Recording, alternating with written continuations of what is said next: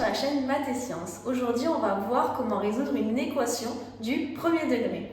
La méthode va être simple, rapide et efficace.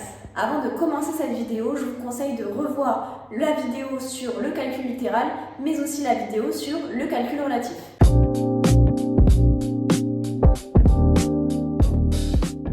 Alors, pour commencer, une équation c'est quoi? C'est une phrase mathématique qui contient une égalité et une inconnue qu'on notera souvent x. L'objectif pour résoudre cette équation, ça va être de déterminer toutes les valeurs de x pour laquelle cette égalité est vraie. Pour commencer, avant toute première question de résolution d'équation, on peut vous demander, soit sous cette forme-là, soit sous la forme de QCM, de déterminer si certaines valeurs sont solutions de notre équation.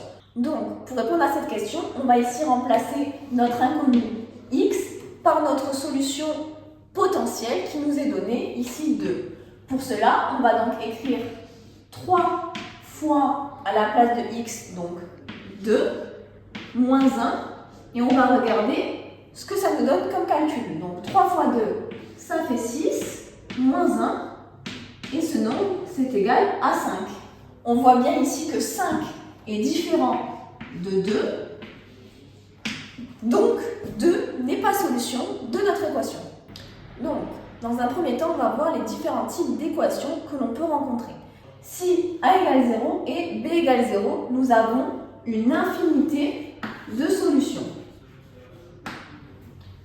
Dans un deuxième cas, si a égale 0 et b est différent de 0, notre équation est donc 0 égale b, ce qui est impossible. Donc, nous n'avons pas de solution.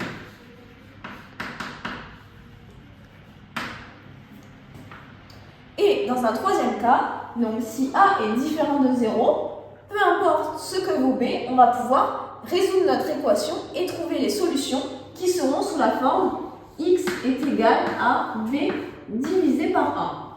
On verra tout à l'heure comment faire pour trouver cette solution.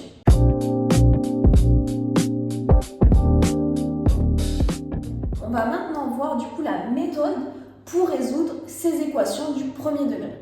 Donc, dans un premier temps, on va développer les produits, s'il y en a, bien entendu.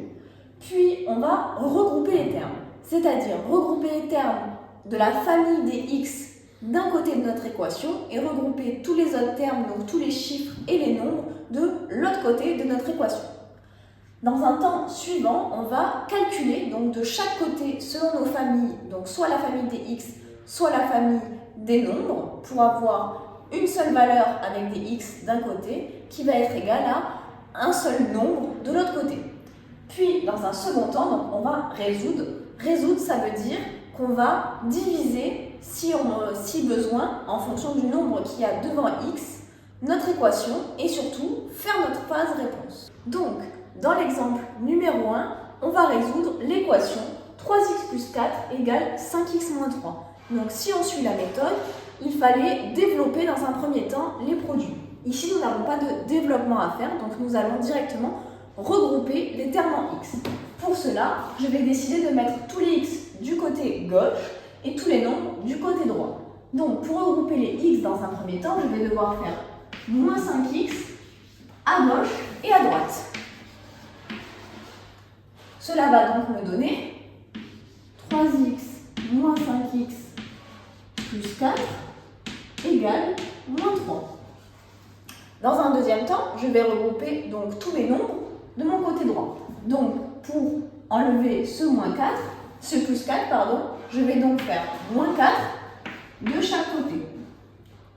J'obtiens donc l'équation 3x moins 5x est égal à moins 3 moins 4.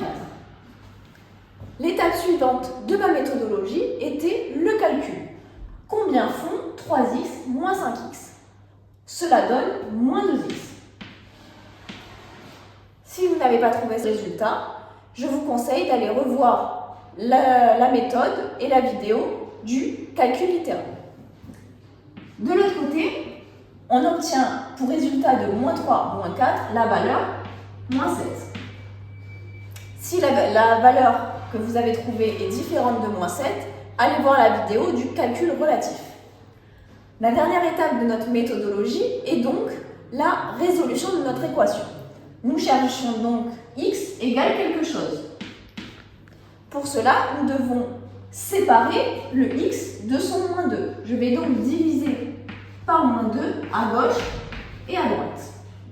J'obtiens donc le résultat, x est égal à moins 7 divisé par moins 2. Ce résultat, comme j'ai un moins en haut, un moins en bas, et il est donc positif, et il vaut 7,5. 7,5, on peut aussi dire que c'est égal à 3,5.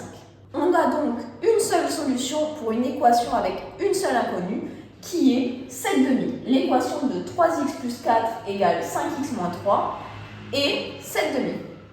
On va passer maintenant au deuxième exemple qui est un peu plus compliqué.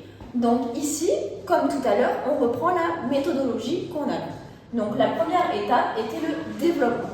Donc ici, on voit bien qu'on a un produit, donc on va développer. Pour cela, on va faire 2 fois x et 2 fois 1. On obtient donc le développement, 2x plus 2 est égal à 3. Dans un deuxième temps, comme tout à l'heure, nous allons regrouper les éléments de la même famille. Donc, nous n'avons qu'un seul élément de la famille des x, mais nous avons deux nombres. Donc, pour regrouper les nombres ensemble, je vais donc faire moins 2 de chaque côté de mon équation. J'obtiens donc pour résultat 2x est égal à 3 moins 2.